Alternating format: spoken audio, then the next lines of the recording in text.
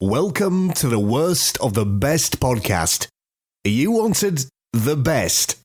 Well, they didn't freaking make it! So here's what you get. From Canada, Ryan and Ruban.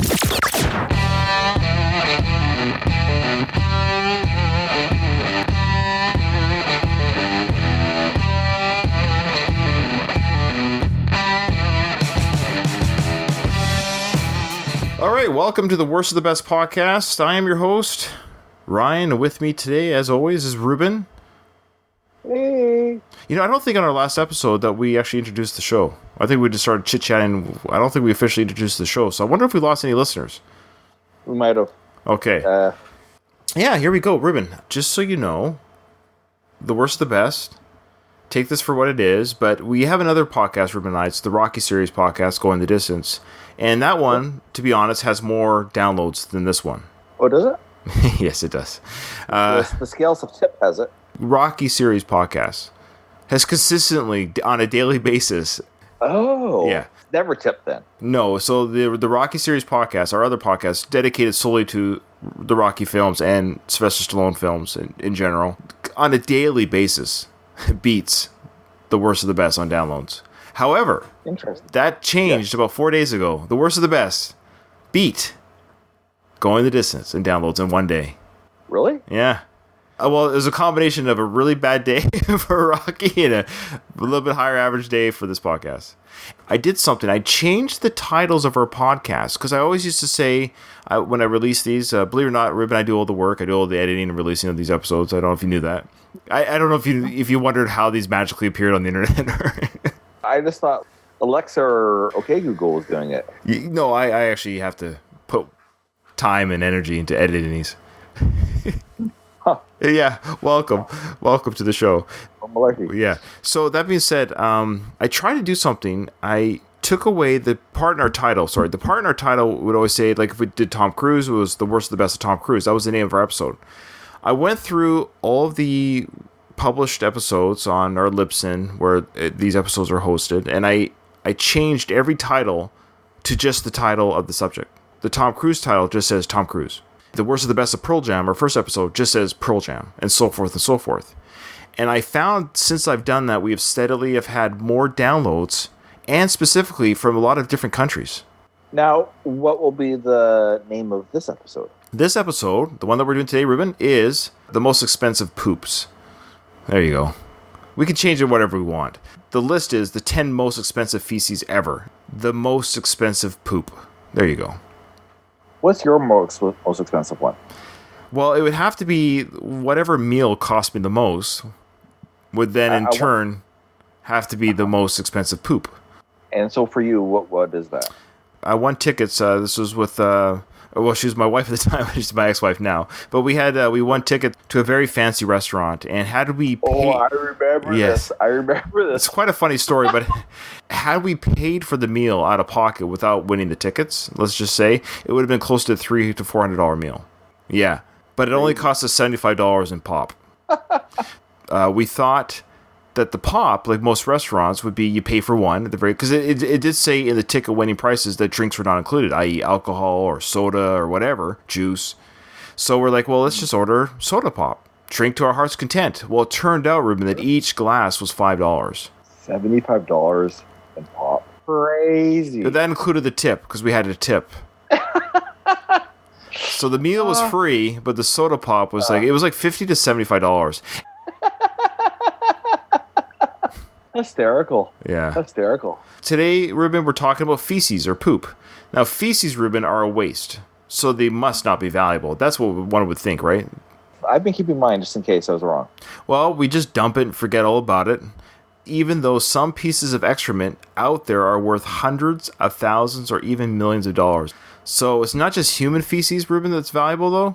Animal poop actually top the list. Most of the time, this is because their poop contains some material that can be used to make valuable products. In other cases, the poop itself is considered raw material or a valuable piece of history. Go ahead, tell us about ambergris. I thought ambergris was... Is that how you pronounce vomit. it? I believe so. Like, it's poop. I don't think anybody's going to get upset if we say it wrong. But I thought it was whale vomit. Ambergris. Did you hear that? Ambergris. Did you hear it? I did. Ambergris. Ambergris. Okay, so Ruben, go ahead and tell us what ambergris is. I thought it was what whales threw up, what they couldn't digest. But it's used for perfumes. And sometimes people will find it washed up on the shore, mainly in the East Coast. So when I lived in the East Coast, we lived in a beachfront house, as you do. I would walk the beaches looking for ambergris, thinking, yeah, man, if I can find this will pay for life or a good portion of it. Right. I never did find it, clearly. So I moved back. But apparently it's fecal matter. Well, you're right, Ruben. It is vomit. It can also be pooped out. I think it's considered poop because it stays in their intestines for so long. You can actually, not to be... well, plug your ears. You find things gross. If you don't poop when you're supposed to, you can vomit out your poop. I remember one time I bumped into a guy that I kind of knew. I was like, hey, how's it going? Is it good? Well, kind of not. What's up? My mom just died. I said, oh, geez, I'm so sorry. What happened? Constipation. Ruben, you're turning into dad. No, it's a true story. No, you're not because you're turning into dad because you've told the story before. No, on this podcast? Yeah, like 2 podcasts ago. Really? Yeah, on the horrible ways people have died episode. Oh yeah, that's right. That's okay. There might be people who have just started listening to this episode, and this is their first time listening to us. So, but still, yeah, it leaves an impression. Well, yeah, I have constipation. Ugh. I'm hungry, but I can't eat. So yeah, the ambergris mass can actually stay inside these whales, specifically sperm whales, for several years until they either poop or vomit it out. It's fecal gold because it's rare enough that finding a big enough hunk of it can make you an instant millionaire. In 2016, 3 fishermen from Oman found an 80 kilogram, that's 176 pound piece of ambergris valued at $3 million. Amazing. Yeah. I bet you there used to be 4 fishermen to like, dude. So yeah, if you find ambergris, Ruben, you never know, you might have struck gold. Okay. Yeah. Next one. In 1961, Italian artist Piero Manzoni. This is so stupid, but check it out. He decided to create some strange artwork with his poop. He pooped in 90 cans. I guess it wasn't one sitting, but in 90 cans, sealed them shut, and then put them on sale. He called them Merda d'Artista, or in English, Artist's S-word, and labeled each can Artist's S-word, freshly preserved, produced and tinned in May 1961. The price was determined by the cost of the same weight in gold. He died in 1963, but his poop sells like hotcakes even today. The Tate Art Gallery in London acquired one for $30,000 in 2007. The same year, a second can auctioned for $108,000 in Milan, and another one sold for $242,000 in 2016. By 2017, they were worth around $300,000 and will cost millions of dollars within a few years. So it's exponentially rising to have a can of his poop. We don't really know if there's poop in the can. That's right. Those claims could be true considering that Manzoni had an eccentric habit of creating unusual artworks. For example, Ruben, he exhibited plain white sheets, boiled eggs, and a balloon as art during his life. You see, I hate these type of artists. I hate them. It's so stupid. He literally put out a blank, white sheet, put it on a wall, and said, "This is art." He's not wrong. You just say it's art, it becomes art. You label it art, and you're the creator of that. You are now created art. Speak to your claim, Ruben. Banalumi has dared buyers to open the cans to see if they really contain plaster or poop. However, buyers not interested in opening their cans over concerns that the value would tank.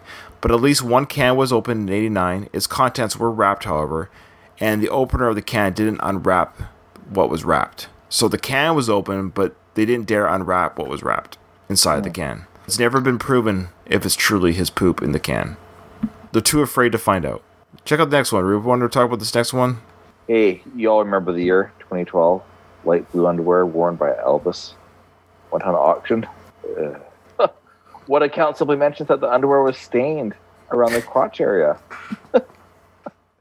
Another explicitly states that it was stained with poop. Oh, he died on the toilet, so I guess it's, relevant. He died on the toilet, and he soiled himself on stage. Yeah, this is when he wore the white jumpsuit in '77 on his comeback special. He was, I guess he was nervous. Yep. Crapped his pants. Usually people crap their pants when they meet Elvis, but I guess you just crap your pants if you are Elvis. They went unsold. They were hoping to sell it for £10,000 or more, but they never got that high. You know, I'm a fan of music. I'm okay having memorabilia. If I had that much money, I wouldn't buy it. No, even if I was a billionaire, I would not buy Elvis's dirty underwear. So stupid. I guess it has some value to it. So this is the most expensive poop, but yet nobody's bought it. So is it expensive? Well, they did sell it for £5,000. It was less than the auctioneers had hoped for, but they did get rid of them. Oh, they did. My apologies. Yeah. Okay. Very expensive. You know, I guess pound for pound is probably the most expensive. Because it's just little specks, little salting, a little peppering to poop. For those that like music, this is related. We do have another episode where we talk about Skid Row.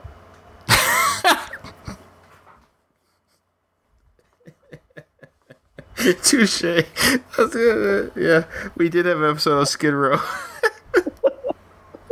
If somebody from the band bought the underwear, that should be the cover of their next album.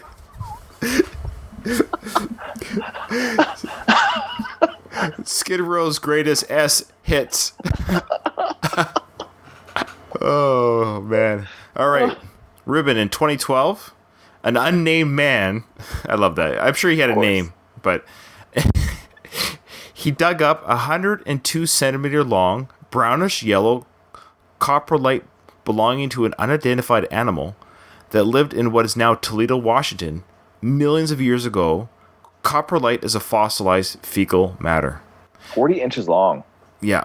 The ancient poop sold at an auction for $10,000 in 2014. However, some critics do say that the coprolite is actually a pseudo-coprolite. Pseudo-coprolites are materials that look like dung, but are really something else. Critics think this one was made from volcanic ash that entered a swamp and turned into clay. It does kind of look like that, but it also kind of looks poopish. So 3.5 foot long poo. Skeptics reached this conclusion because the so-called coprolite did not contain anything that appeared to be digested matter. There was, however, a large amount of siderite, a mineral primarily made of iron. This indicates that it's just a rock and not coprolite. So that's a crappy buy. At least you got it sold. All right. I did not know this, but the dung, the poop, fecal matter of elephants living in Thailand's Golden Triangle, which I was not familiar with, is used to make one of the world's most expensive coffees. What? The coffee is called Black Ivory. It's a good name. Yeah. Anyway, it's made with coffee beans picked from the dung of elephants. What? So the Golden Triangle itself is the area where the Thailand meets the borders of the world. A pound of Black Ivory coffee sold for $500 in 2012. A cup of $50 a cup. So it's basically the same price as Starbucks. So it's $50 a cup of coffee. The manufacturer does say that the coffee has a distinct non-bitter taste because the beans have been processed by acids in the stomach of the elephant. All right. Yeah. Sure. Oh, could we do that? Eat the beans and then pick it out? Maybe it's a side business, a side hustle. Yeah, you could try swallowing coffee beans and have your wife, she could pick them out. She could be the laborer. Put them in a sieve and splash some water on there. What would your coffee brand be called if it came from your poop? Think of a name. Bald beans? Yeah, bald beans. That's good. Not a Reuben sandwich. What's slang for coffee? Java, brew, cuppa, go juice, jitter juice, mud. Cup of Joe. It's cup lightning. You could call it crap lightning. Or yeah. That could be like if Rocky were to do that. Yeah. Okay. Guano, Rube. Speaking of poop, guano is the poop of seabirds and bats, and is used as fertilizer. The United States was so interested in accessing guano that it passed the Guano Islands Act of 1856.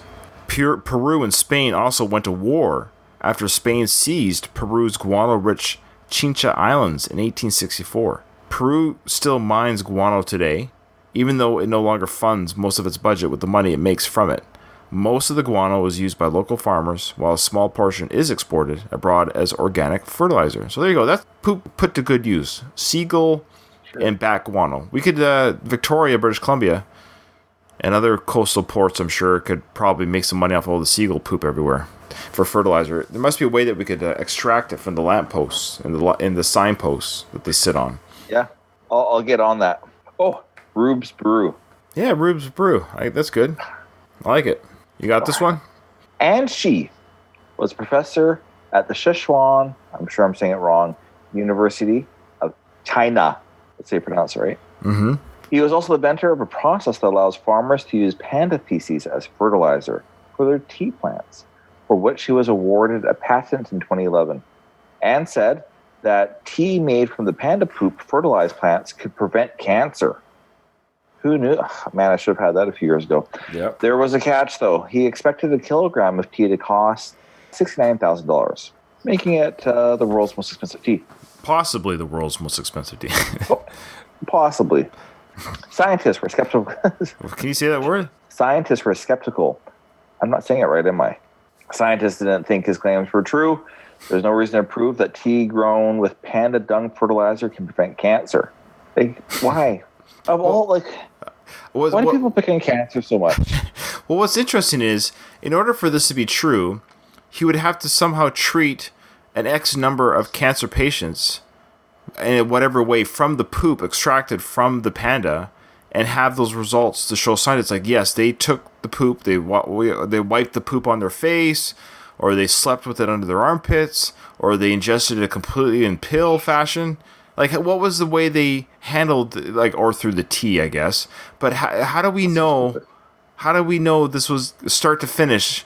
This was because they had cancer. They're drinking the tea. Now they don't have cancer anymore. There's no proof of that. No, it's to prevent cancer. Well, prevent cancer. Well, that doesn't make sense either. You grab 100 people who are going to never get cancer. You could just say, and this is what I hate when people say, like, remember George Burns?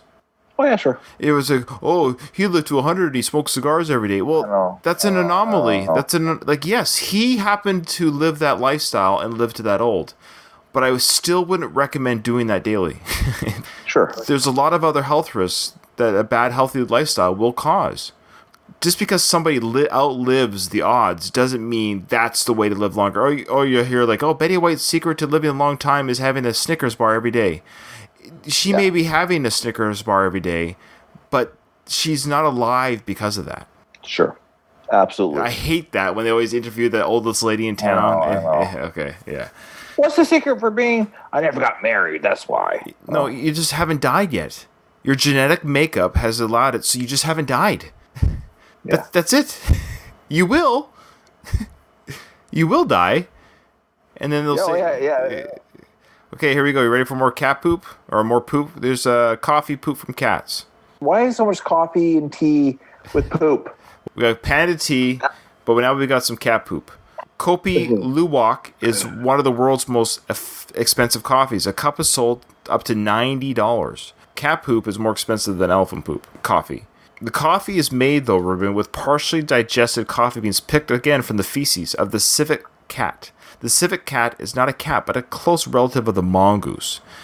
These days, Kopi Luwak is made with coffee beans picked from the dung of civet cats reared under inhumane conditions in farms in Indonesia and Philippines. So Indonesia and the Philippines are inhumane animals?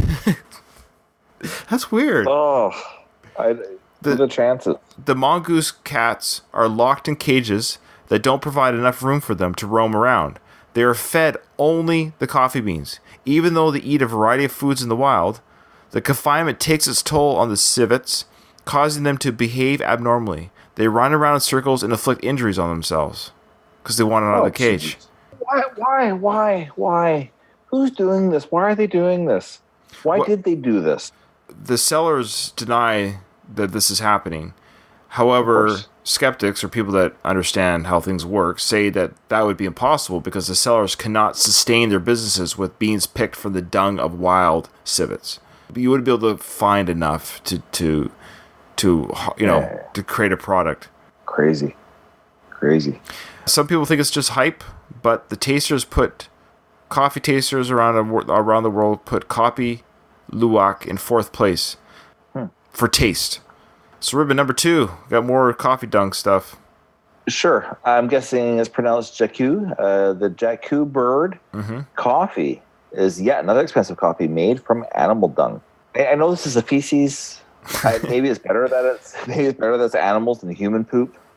But like Henrique Sloper de Aju, invented Jacu bird coffee after he noticed Jacus in the nearby national park were eating coffee beans in his farm. He already knew about the Kopi Lawik.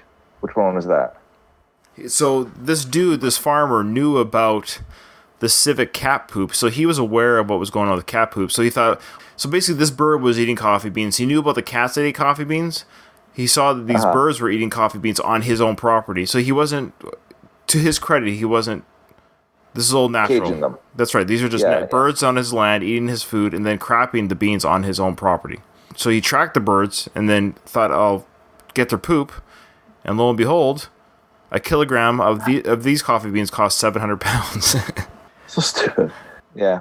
Apparently, the birds also eat apricots, truffles, and berries, giving the coffee a distinct nut-like taste. I believe it. I would say that if I had to drink one of the 3, if you were made to drink one of the 3, I think this one seems the least, not only the most humane, but the bird one. Yeah, sure. The bird. It's the least amount of intestine stuff. You know what? I take that back. I would do the elephant one. Really? Because, yeah. I remember I was riding my bike. I turned around a corner, and there's a seagull on the ground. The seagull got scared, it flew up, and it crapped on my face, and it came into my mouth. And the memory, I've never tasted crap or bird crap before. But once it hit my mouth, I was like, "Oh, that's bird poo." Oh yeah, that was bird poo. It was very distinct. It is. I've been hit by seagull poop, and once you smell it, you know it. Okay. Oh, have you tasted it though? I think so. It's weird. I think it's splattered. That's a splatter. Yeah. And I was like, ugh. And then I went to the side of my shirt because I had my hands on the handlebars, and I was like, ugh. Then I got more. It was. Anyways, moving on. This is the last one, Rue. So here we go. You see that picture there?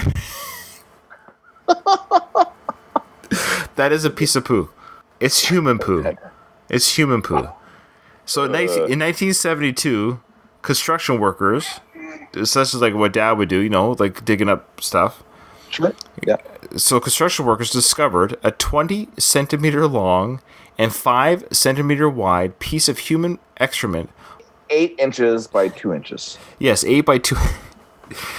But while excavating in order to build a new branch of Lloyd's Bank in York, England, historians say though the poop was passed by someone living in the Viking-ruled area sometime in the 9th century.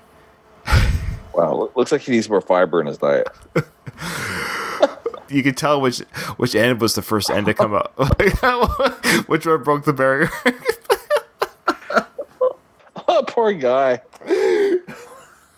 I wish I could go back in time just to see his facial expressions.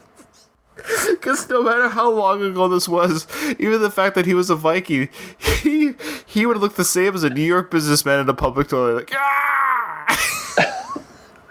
Ah! I'd love to explain to him, like, hey, look, I know what you went through is pretty horrific. However, this is going to make somebody rich one day. Or, ironically, he could have had one of those cups of coffee. It would have helped get that out of him. Historians added that the producer of the feces had intestinal problems and had been unable had been unable to poop for several days before dropping this. Tests revealed that he consumed a diet heavy on meat and bread. The poop is valued, Ruben, at 40 grand. However, it is not currently for sale, and it's held at the Jorvik Viking Center in York. So it's on display, and that picture there is the display of the poop for everyone to see.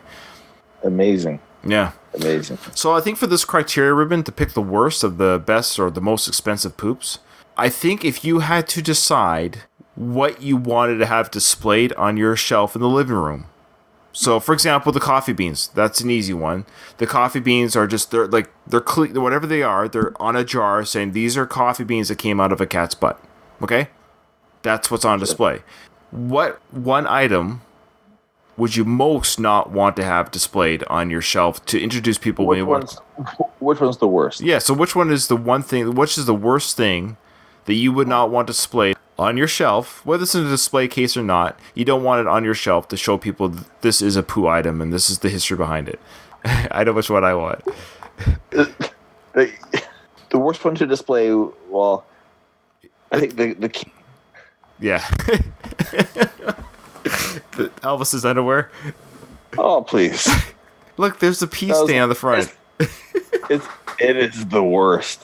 It is. Everything else has a bit of a story, a history, or something where the worst item on this list is Elvis's underwear, by far. That jumpsuit must have been very hard to get out of. So, is that your pick too?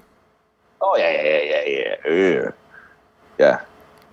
I love how one account simply mentions that the underwear was stained around the crotch area, while another explicitly states that it was stained with poop. It's like, no. It might not. If you just turn the underwear over, flip it inside out. We got another story going on here. There's more going on than just the pee in the front. Oh, terrible. They don't make underwear that looks like that anymore, do they? That looks a little different. That's a different underwear. Yeah. Does that look a little? They should sell that underwear. Feel like a king. Oh man. Oh boy. Well, remember, Ruben, in front of every pee-stained Elvis Presley underwear, there's a Skid Row on the bottom. Thank you. Any new listeners? Yeah, if anyone has listened to this episode for the first time, I doubt they'll listen to any more, and we may have lost what little we had. So thanks for listening, everyone. Yeah, remember, in front of every silver lining, there's a cloud, and we're here to help you find it. Thanks, Ruben. Until next time. Thank you, Ryan.